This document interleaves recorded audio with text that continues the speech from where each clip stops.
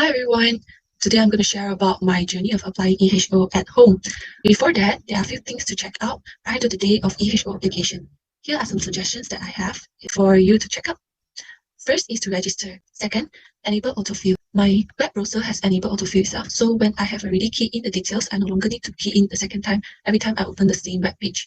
If you have not enabled autofill, no worries, you can just use Google Chrome and install the Google Chrome extension for autofill. For me, I myself am using Google Chrome as my web browser, and I use HP Pavilion 360 series for my laptop.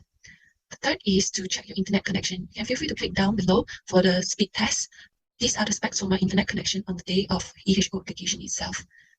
You can still connect to the system at home, but just make sure that all other family members or devices are disconnected to the Wi-Fi that you are using at the point of application. Fourth, use Malaysian Standard Time. Fifth, don't forget to jot down your list of hospitals that you want to go to.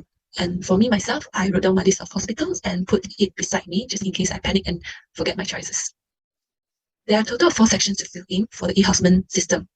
The first section, for the first part, the details have been auto-filled. So what's left for us is to check our phone number and fill in the number of siblings, number of children, citizenship, and also the scholarship or sponsorship. The second section is to fill in the type of PU and the year of graduating. Then comes the most exciting part, the third section, which is the choosing of placement. And lastly, the fourth section, which is the final step whereby you have to check the box to approve the application. Without further ado, let's hop in.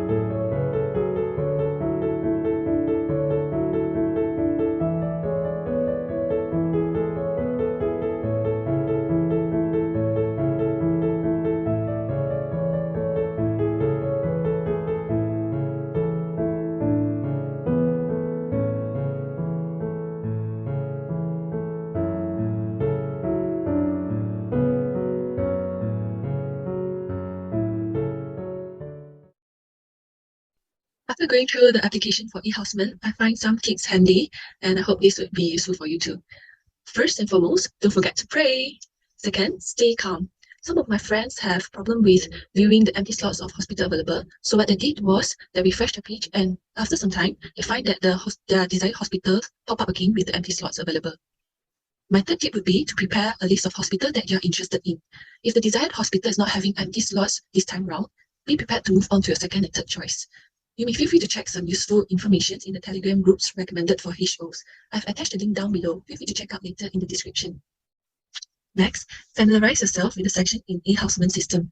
I understand that not all of us are tech-savvy, so I personally find it useful if I know how to navigate through the system. So I search around for videos of how others do it and how others experience E-Housemen application and what would I anticipate in the process. So feel free to watch my video again and again if you find it helpful for you.